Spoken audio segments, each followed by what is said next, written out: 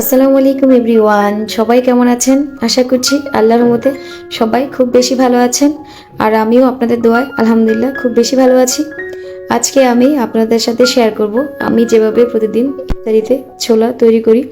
আশা করছি আপনাদের কাছে অনেক বেশি ভালো লাগবে। So let's go started. আমি প্রথমেই চুলায় একটি প্যান গরম করে নিয়েছি আর দিয়ে দিচ্ছি এখানে পরিমাণ মতো তেল। দিয়ে এই পর্যায়ে অ্যাড করে দিচ্ছি 2টি তেজপাতা, দিয়ে কিছুক্ষণ হালকা ভেজে নেব।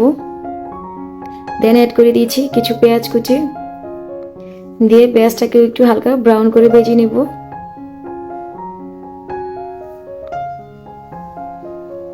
পেঁয়াজটা ব্রাউন হালকা হয়ে গেলে এই পর্যায়ে অ্যাড করে দিচ্ছি সামান্য পরিমাণ পানি। পানিটা দেওয়ার কারণে যখন মশলাটা অ্যাড করব মশলাটা পুড়ে যাবে না। দিয়ে দিচ্ছি হাফ চা চামচ রসুনের পেস্ট। এই পর্যায়ে অ্যাড করে দিচ্ছি হাফ চা চামচ আদা পেস্ট। দিয়ে দিচ্ছি টেস্ট অনুযায়ী লাল মরিচের গুঁড়া, দিয়ে দিচ্ছি হলুদের গুঁড়া, দিয়ে দিচ্ছি ধনিয়ার গুঁড়া।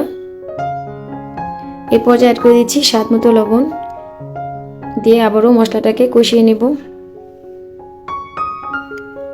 আমি তো ভুলেই গিয়েছিলাম, দিয়ে দিচ্ছি হাফ চা চামচ জিরার গুঁড়া। দিয়ে আবারও ভালো করে মশলাটা কষিয়ে নিচ্ছি। এই পর্যায়ে অ্যাড করে দিচ্ছি ছোলাগুলি। ঠিক আছে, আমার ভুলের কারণে আপনারা আমাকে ক্ষমা করে দিবেন প্লিজ। আসলে কি বলবো, রোজা রেখে বেবি সামলিয়ে রান্নাটা একটু টাফ হয়ে যায়, সো যার কারণে একটু ভুলে গিয়েছি। এরপর অ্যাড করে দিয়েছি কিছু আলু। আমি আলুটাকে আগে হালকা ভেঙে রেখেছিলাম, আপনারা চাইলে কেটেও অ্যাড করতে পারেন। দিয়ে দিচ্ছি সামান্য পরিমাণ পানি, দিয়ে দিচ্ছি কিছু কাঁচামরিচ কুচি। এই পর্যায়ে ঢেকে আমি এটাকে 10 মিনিট মতো রান্না করব। ফিরে আসছি 10 মিনিট পর। এখন অলরেডি আমার ছোলাটা রেডি হয়ে গিয়েছে। এই পর্যায়ে কিছু ধনেপাতা অ্যাড করে 2 মিনিটের মতো নেড়ে চেড়ে নামিয়ে নিলে ছোলাটা রেডি। আই হোপ আমার এই রেসিপিটি আপনাদের কাছে অনেক বেশি ভালো লাগছে। অবশ্যই আপনারা এভাবে বাসায় ট্রাই করবেন, আর খেতে কেমন হয়েছে আমাকে কমেন্ট করে জানাবেন। আপনাদেরকে এই পর্যায়ে একটা সার্ভিং ডিশে সার্ভ করে দেখাচ্ছি। দেখুন আমার ছোলাটা দেখতে কতটা লোভনীয় হয়েছে।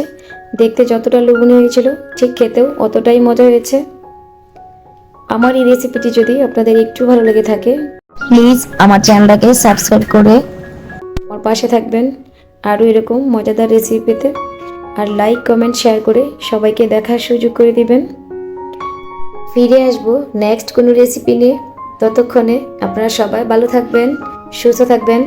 তবে যাওয়ার আগে আমার একটাই রিকোয়েস্ট থাকবে, আপনারা কেউই খাবার অপচয় করবেন না।